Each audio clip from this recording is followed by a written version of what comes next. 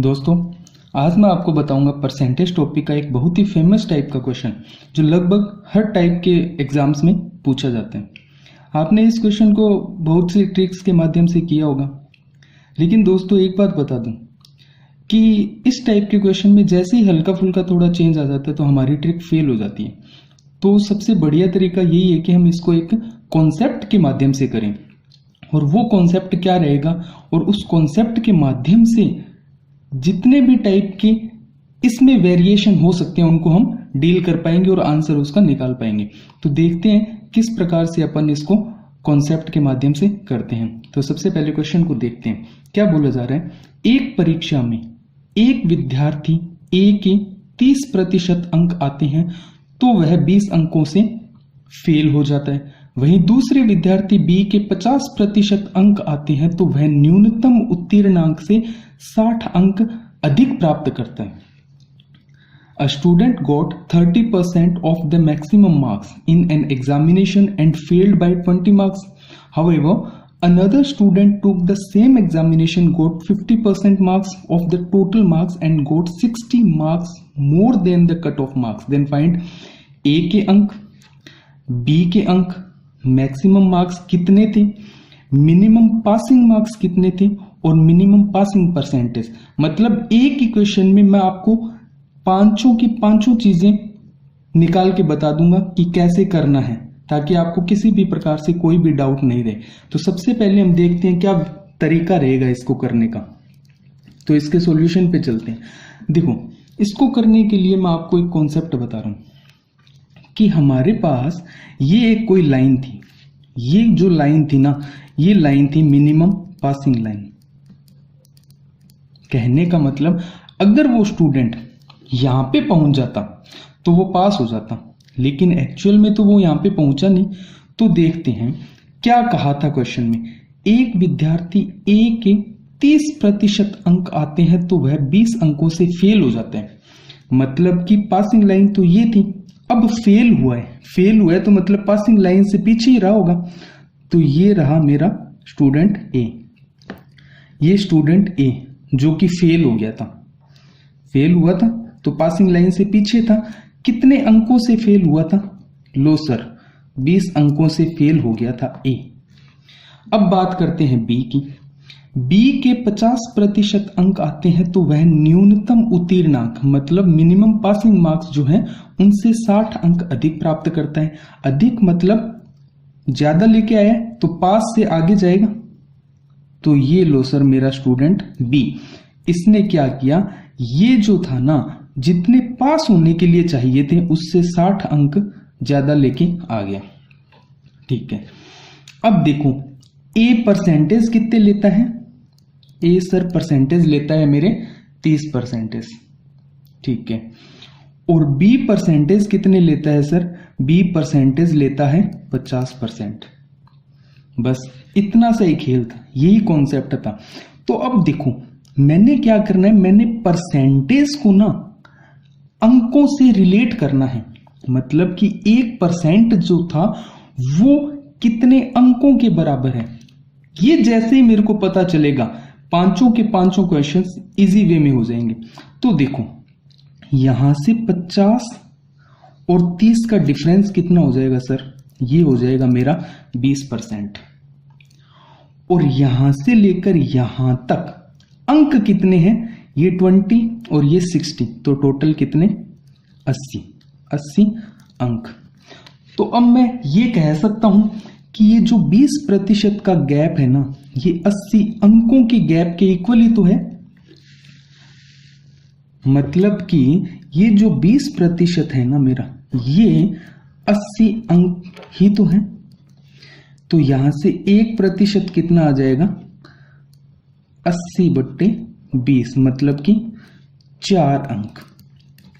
अब मैं क्या कह सकता हूं कि मेरा जो 1% है ना वो 4 अंक है। तो अब सबसे पहले अपने को क्या पूछा है? ए के अंक। तो ए के अंक, ए ने कितने प्राप्त किए? 30%। 30% और 1% कितना है? 4। तो 30% कितना मेरा? 120 अंक। मतलब कि ए ने 120 अंक लिए थे। सेकंड, बी के अंक, बी ने कितने ऑब्टेन किए थे? 50%। और एक अंक 4 के बराबर है, तो बी के अंक कितने हो जाएंगे? 200 अंक। फिर थर्ड क्या पूछा है? थर्ड पूछा है इसने मैक्सिमम मार्क्स कितने थे। तो मैक्सिमम मार्क्स पता है अपने को 100% का होता है, तो मैक्सिमम कितने का हो जाएगा? 400 अंक का। फोर्थ नंबर क्या पूछा है? Minimum passing marks. अब देखो मिनिमम पासिंग मार्क्स कैसे निकालें कि देखो ए ने अंक कितने लिए? 120 अंक लिए ए ने। हाँ जी सर, 120 अंक लिए ए ने। अब मेरे को क्या पूछ रहा है वो? Minimum passing marks. Minimum passing marks मतलब कि यहां पहुंचना है। जब ए 120 लेके आ रहा है तो 20 अंकों से फेल हो रहा है, मतलब कि ए को पास होने के लिए कितने अंक और चाहिए? 20 अंक। तो मिनिमम पासिंग मार्क्स क्या हो जाएंगे मेरे? 120 प्लस 20, 140 अंक। ये है मेरे मिनिमम पासिंग मार्क्स। और फिर लास्ट क्या पूछा है इसने? Minimum passing percentage. मतलब ये तो मिनिमम पासिंग मार्क्स थे, और मिनिमम पासिंग परसेंटेज की बात करें तो सीधी सी बात है 30% ए लेके आया। अब 20% में कितने परसेंट और जोड़ूं कि यहां पहुंच जाए? तो देखो 20 अंक जो हैं, 20 अंक, जब 20 अंक इनको परसेंटेज में चेंज कर लूं तो 1% 4 अंक है, तो यहां से प्रतिशत कितने आ जाएंगे? 5%। मतलब कि 30% के साथ साथ अगर ए 5% ज्यादा ले आता ना तो वो कितना पास हो जाता? तो 30% में 5% ऐड करते ये 35% मेरा क्या हो गया? मिनिमम पासिंग परसेंटेज आ गया। तो इस तरह से इस टाइप के क्वेश्चन में हमसे कुछ भी पूछ ले तो हम इस कॉन्सेप्ट से बस ये एक चीज हमें ध्यान रखनी है कि यहां से जो प्रतिशत है ना उसको अंक के अकॉर्डिंग अपन को फाइंड आउट करना है। उसके बाद में अपन को जो कुछ पूछे वो अपन इसमें कर सकते हैं। दोस्तों नेक्स्ट क्वेश्चन देखते हैं। एक परीक्षा में विद्यार्थी ए 20% अंक लाता है तथा 50 अंकों से फेल हो जाता है, वहीं दूसरा विद्यार्थी बी 30% अंक प्राप्त करता है तथा 30 अंकों से फेल हो जाता है। तो ज्ञात करें ए के अंक, बी के अंक, कुल अंक और न्यूनतम उत्तीर्णांक प्रतिशत। तो अब देखो पहले वाले क्वेश्चन में क्या हो रहा था? एक फेल और एक पास हो रहा था, लेकिन यहां पे क्या हो रहा है? यहां पे दोनों स्टूडेंट जो हैं वो फेल हो रहे हैं। तो अब इस टाइप के क्वेश्चंस को कैसे करेंगे अपन वो देखते हैं। देखो यहां पे भी वही मिनिमम पासिंग लाइन आ गई मेरी, मतलब कि यहां पे आ जाता तो पास हो जाता, लेकिन क्या हो रहा है कि ए जो है 20% अंक लाता है, 50 अंकों से फेल हो जाता है, बी 30% अंक लाता है तथा 30 अंकों से फेल हो जाता है। तो देखो स्टूडेंट्स, ए फेल हो रहा है कितने अंकों से? ए ने 20% अंक लिए और वो 50 अंकों से फेल हो गया। ए मेरा 50 अंकों से फेल हो गया। सेकंड क्या हो रहा है? बी जो है वो 30% अंक लेता है, बी 30% अंक लेता है और 30 अंकों से फेल हो जाता है। देखो यहां पे एक चीज ध्यान रखनी है कि ए जो है वो ज्यादा अंकों से फेल हो रहा है और बी कम अंकों से फेल हो रहा है। तो मिनिमम पासिंग लाइन से ना ए दूर होगा, क्योंकि वो ज्यादा अंकों से फेल हुआ है इसलिए वो काफी पीछे रह जाएगा, बी उससे थोड़ा आगे निकल जाएगा। तो बस इसके बाद में वही अपने को परसेंटेज से रिलेट करना है, किसको? अंकों को। तो यहां से अंकों का गैप कितना आ जाएगा? ये टोटल 50 का और ये 30 का, तो ये मेरा गैप कितना आ जाएगा? 20 अंक। और देखो यहां पे 30% है और यहां पे 20% है, तो यहां से अगर मैं प्रतिशत देखूं तो 10%। कहने का मतलब कि 10% जो है वो 20 अंकों के अनुपात में है। तो 1% कितना, 2 अंक। इसके बाद में जो पूछे उसकी वैल्यू निकालते जाओ। ए के अंक ए ने कितने लिए, 20%, और 1% की वैल्यू 2 अंक, तो टोटल 40 अंक। सेकंड क्या पूछ रहा है, सेकंड पूछा है बी के अंक। बी ने कितने प्राप्त किए, 30%, और 1% 2 के बराबर, तो कितने, 60 अंक बी ने लिए। थर्ड, कुल अंक, कुल 100% का एग्जाम होता है और 1% 2 का, तो 200 अंक कुल। फोर्थ क्या पूछ रहे हैं, न्यूनतम उत्तीर्णांक प्रतिशत, मतलब कि मिनिमम पासिंग परसेंटेज। अब मिनिमम पासिंग परसेंटेज की बात करें, देखो 20% से मेरे को कहां पहुंचना है, इस लाइन पे पहुंचना है, और इस लाइन का जो अंकों का गैप कितना है, 50 अंक। और 50 अंकों को जब मैं प्रतिशत में कन्वर्ट करूंगा तो 2% से ये कितना आ जाएगा, 25%। मतलब कि 20% में 25% और ऐड होने पे वो क्या हो जाएगा, पास हो जाएगा। तो यहां से मिनिमम पासिंग परसेंटेज मेरे क्या आ जाएंगे, 20 + 25%, मतलब कि 45%। ये हमसे जो कुछ पूछा है, जैसे भी पूछे हम इस वे से सभी क्वेश्चन को सोल्व कर सकते हैं। आइए दोस्तों नेक्स्ट क्वेश्चन देखते हैं। इस क्वेश्चन को भी मैंने पीछे वाले 2 क्वेश्चन से हल्का सा चेंज किया है ताकि कॉन्सेप्ट को हम बिल्कुल अच्छे से समझ सकें। तो देखते हैं क्वेश्चन। एक परीक्षा में ए के 45% अंक आए तो वह न्यूनतम उत्तीर्णांक से 52 अंक अधिक लेकर आया। वहीं दूसरे विद्यार्थी बी के 58% अंक आए तो वह न्यूनतम उत्तीर्णांक से 78 अंक अधिक लाया। तो ज्ञात करें ए के अंक, बी के अंक, कुल अंक और न्यूनतम उत्तीर्णांक प्रतिशत, ये पूछ रहे हैं। आइए देखते हैं। देखो दोस्तों, पीछे वाले क्वेश्चन से अलग कैसे हैं, यहां पे दोनों ही ज्यादा अंक लेके आ रहे हैं। तो मेरी मिनिमम पासिंग लाइन ये थी, ये मेरी मिनिमम पासिंग लाइन हो गई।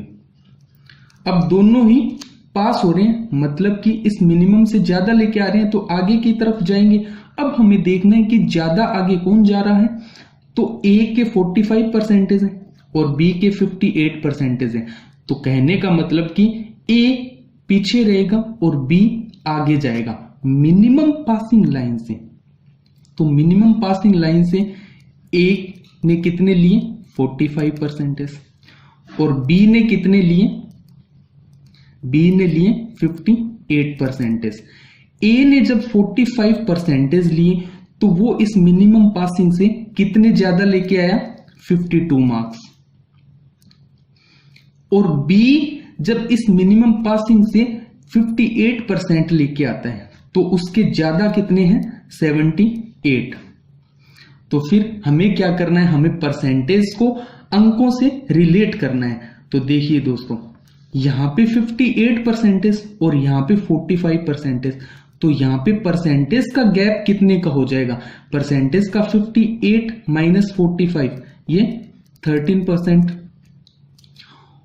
और ये जो मार्क्स हैं, मतलब इनके बीच का डिफरेंस देखा जाए मार्क्स, तो 78 तो टोटल था, बी 78 ज्यादा लेके आ रहे हैं, और 52 का इतना गैप है।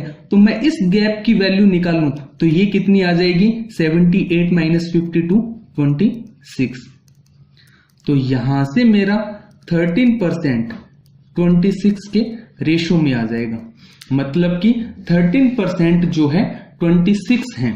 तो 1% कितना, 1% 2 अंक। अब उसके बाद में हमसे जो कुछ पूछे हम उसकी वैल्यू फाइंड कर सकते हैं।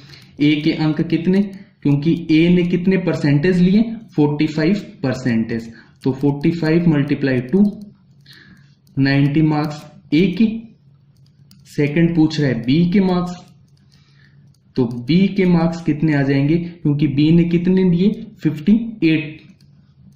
58% और एक 2 का, तो इसके 116। थर्ड पूछ रहे मैक्सिमम मार्क्स, मतलब कि एग्जाम कितने मार्क्स का था, तो वो 100% का होता है, और 2 से ये कितना 200 अंक। और फिर पूछ रहे हैं मिनिमम पासिंग परसेंटेज। देखो मिनिमम पासिंग परसेंटेज, अब यहां पे एक चीज समझिए आप, मिनिमम पासिंग परसेंटेज के लिए देखो 45% आ रहे हैं ना, तब ये क्या है, मिनिमम पासिंग परसेंटेज से ज्यादा है, क्योंकि आगे चला गया। तो अब यहां से अपने को कुछ कम करना पड़ेगा ताकि हम minimum passing percentage find out कर सकें। तो कितने परसेंटेज कम करेंगे वो कैसे पता चलेगा, कि ये जो मार्क्स है ना 52, इन मार्क्स को मैं परसेंटेज में कन्वर्ट कर लूं। तो यहां से इन मार्क्स को परसेंटेज में कन्वर्ट करते ही यहां से माइनस कर दूंगा। तो जब 2% मतलब 2 अंक से 1% बन रहे हैं, तो 52 मार्क्स में कितने परसेंटेज बनेंगे, भाग से कर देंगे 2 से, तो यहां से 26%। मतलब कि मिनिमम पासिंग परसेंटेज के लिए 45 तो ज्यादा आ गए और 26 कम आते ना, तो वो इस लाइन पे पहुंच जाता। मतलब कि मिनिमम पासिंग परसेंटेज 45 माइनस 26%। तो ये कितना आ जाएगा मेरा 15 माइनस 6 करें तो ये 9, और यहां से 19%। मतलब कि मिनिमम पासिंग परसेंटेज जो था मेरा वो था 19%। तो दोस्तों ये थे इस टाइप के तीनों क्वेश्चंस अलग अलग वैरायटी के अकॉर्डिंग। फिर भी अगर आपको कुछ डाउट हो तो आप वीडियो के नीचे कमेंट सेक्शन में अपने कमेंट करें, वहां पे अपने डाउट्स पुट करें, आपको हर टाइप का सॉल्यूशन मिल जाएगा। दोस्तों नेक्स्ट क्वेश्चन देखते हैं। एक परीक्षा में कुल 100 प्रश्न थे, प्रत्येक सही प्रश्न करने पर 2 अंक दिए जाते थे, प्रत्येक गलत प्रश्न करने पर 1 अंक काट लिया जाता था। एक विद्यार्थी ने सभी 100 प्रश्नों के उत्तर दिए तथा उसको 164 अंक प्राप्त हुए, तो उसके सही व गलत प्रश्नों की संख्या ज्ञात करें। There are 100 questions in an examination. 2 marks are given for every correct answer, -1 for every incorrect answer. A student attempted all 100 questions and got 164 marks. Find the correct and incorrect number of questions. तो देखिए दोस्तों, इस type के question को करने के लिए हम थोड़ा सा हटके चलेंगे, क्योंकि क्वेश्चन थोड़ा अलग टाइप का है, नए पैटर्न का क्वेश्चन है। तो इस टाइप के क्वेश्चन को करने के लिए हम क्या अप्रोच देखते हैं, तो टोटल नंबर ऑफ क्वेश्चंस हमारे क्या हैं, टोटल नंबर ऑफ क्वेश्चंस ये है 100। अब मैं क्या मान के चलता हूं, मैंने क्या माना कि अगर वो सारे प्रश्न सही कर देता, अगर उसने एक भी प्रश्न गलत नहीं किया होता, सारे प्रश्न सही किए होते, तो उसको कितने नंबर मिलते, 200, क्योंकि एक जो प्रश्न था वो 2 अंक का था, 200 मिलते, मतलब 200 अंक उसको मिल जाते अगर वो सारे के सारे प्रश्न सही करता। लेकिन ऐसा हुआ नहीं, ऐसा हुआ नहीं, क्योंकि उसने सारे प्रश्न सही नहीं किए थे। उसको अंक कितने मिले थे, 164 ही मिले थे, क्योंकि उसने कुछ प्रश्न गलत किए होंगे तभी तो उसको कम मिले हैं। अगर सारे सही करता तो 200 मिल जाते उसको। तो उसको कितने अंक कम मिल रहे हैं, यहां से हमें 36 अंक कम मिल रहे हैं उसको। और ये 36 अंक कम किस वजह से मिल रहे हैं, क्योंकि उसने कुछ प्रश्न गलत किए। अब कितने गलत किए वो कैसे देखेंगे, तो इसके लिए हल्का सा दिमाग लगाइए कि 36 नंबर टोटल कट रहे हैं, तो अब जो गलत क्वेश्चन किए हैं ना उसने, उसमें से एक तो उसको 2 नंबर जो हैं, जो 2 नंबर हैं वो कट गए क्वेश्चन के, सही करता तब। और उसके साथ साथ ना उसको 1 अंक जो है नेगेटिव मार्किंग हो गया। मतलब जब एक क्वेश्चन वो गलत कर देता है ना, तो उसके कितने अंक कटे, 3। तो यहां से हम गलत प्रश्नों की संख्या निकालने के लिए 36 को 3 से भाग दे देंगे, क्योंकि 3 नंबर कटते हैं जब एक क्वेश्चन गलत करते हैं। तो ये 36 नंबर जो हैं वो 3 के हिसाब से 12 प्रश्न उसने गलत किए। तो 12 प्रश्नों के 36 अंक उसके कट गए थे। तो उसने गलत कितने किए? ये सही थे 2 पे और गलत -1 पे। तो यहां से गलत क्वेश्चन मेरे कितने आ गए? 12। और टोटल नंबर ऑफ क्वेश्चन 100 थे, तो 100 - 12 88 सही प्रश्नों की संख्या आ जाएगी। तो दोस्तों नेक्स्ट पार्ट में अपन लेके आएंगे परसेंटेज से जुड़े कुछ और टॉपिक्स, कुछ और क्वेश्चंस, जैसे कि वेन डायग्राम। अभी कुछ क्वेश्चन और बच जाते हैं। तो आपको पीछे के क्वेश्चंस में या इस वीडियो में कुछ भी डाउट्स हो तो आप कमेंट सेक्शन में अपने डाउट पुट कर सकते हो। और अपने जो वीडियो सॉल्यूशन पाने के लिए, जो आपके डाउट्स हैं, उन डाउट्स का वीडियो सॉल्यूशन पाने के लिए आप मेरा telegram channel DV math solution join करें, जिसका लिंक मैंने नीचे डिस्क्रिप्शन में डाल दिया है। और जेन्युइन आपके जो डाउट्स होंगे उनका मैं वीडियो सॉल्यूशन यहीं पे मेरे यूट्यूब चैनल पे प्रोवाइड करवा दूंगा।